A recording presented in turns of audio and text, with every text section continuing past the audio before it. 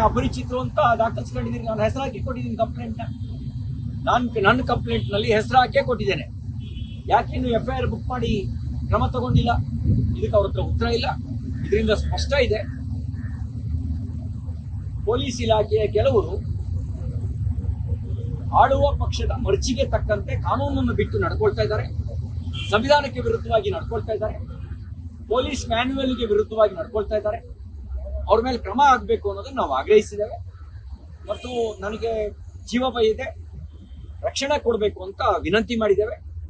ರಕ್ಷಣೆಯೂ ಕೊಡಬೇಕು, ತಪ್ಪು ಮಾಡಿದವ್ರ ಮೇಲೆ ಕ್ರಮನೂ ಆಗಬೇಕು ಅನ್ನೋ ನಮ್ಮ ಆಗ್ರಹ. ಅಪರಿಚಿತರು ಅಂತ ದಾಖಲಿಸ್ಕೊಂಡಿದ್ದೀನಿ. ನಾನು ಹೆಸರು ಹಾಕಿ ಕೊಟ್ಟಿದ್ದೀನಿ ಕಂಪ್ಲೇಂಟ್. ನನ್ನ ಕಂಪ್ಲೇಂಟ್ ನಲ್ಲಿ ಹೆಸರು ಹಾಕೇ ಕೊಟ್ಟಿದ್ದೇನೆ. ಯಾಕೆ ಇನ್ನು FIR ಬುಕ್ ಮಾಡಿ ಕ್ರಮ ತಗೊಂಡಿಲ್ಲ? ಇದಕ್ಕೆ ಅವ್ರ ಹತ್ರ ಉತ್ತರ ಇಲ್ಲ. ಇದರಿಂದ ಸ್ಪಷ್ಟ ಇದೆ, ಪೊಲೀಸ್ ಇಲಾಖೆಯ ಕೆಲವರು ಆಳುವ ಪಕ್ಷದ ಮರ್ಜಿಗೆ ತಕ್ಕಂತೆ ಕಾನೂನನ್ನು ಬಿಟ್ಟು ನಡ್ಕೊಳ್ತಾ ಇದ್ದಾರೆ, ಸಂವಿಧಾನಕ್ಕೆ ವಿರುದ್ಧವಾಗಿ ನಡ್ಕೊಳ್ತಾ ಇದ್ದಾರೆ, ಪೊಲೀಸ್ ಮ್ಯಾನ್ಯುವಲ್ಗೆ ವಿರುದ್ಧವಾಗಿ ನಡ್ಕೊಳ್ತಾ ಇದ್ದಾರೆ.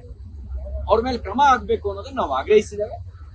ಮತ್ತು ನನಗೆ ಜೀವ ಭಯ ಇದೆ, ರಕ್ಷಣೆ ಕೊಡಬೇಕು ಅಂತ ವಿನಂತಿ ಮಾಡಿದ್ದೇವೆ. ರಕ್ಷಣೆಯೂ ಕೊಡಬೇಕು, ತಪ್ಪು ಮಾಡಿದವ್ರ ಮೇಲೆ ಕ್ರಮನೂ ಲೇಟೆಸ್ಟ್ ಹಾಗೂ ಇಂಟ್ರೆಸ್ಟಿಂಗ್ ಸುದ್ದಿಗಳಿಗಾಗಿ ಬಾಸ್ ಟಿವಿ ಕನ್ನಡ ಚಾನೆಲ್ನ ಸಬ್ಸ್ಕ್ರೈಬ್ ಮಾಡಿ. ಹಾಗೆಯೇ ಬೆಲ್ ಐಕಾನ್ ಪ್ರೆಸ್ ಮಾಡಿ. ಇದರ ಜೊತೆಗೆ ಫೇಸ್ಬುಕ್, ಇನ್ಸ್ಟಾಗ್ರಾಮ್, ಎಕ್ಸ್ ನಲ್ಲೂ ಮಿಸ್ ಮಾಡದೆ ಫಾಲೋ ಮಾಡಿ.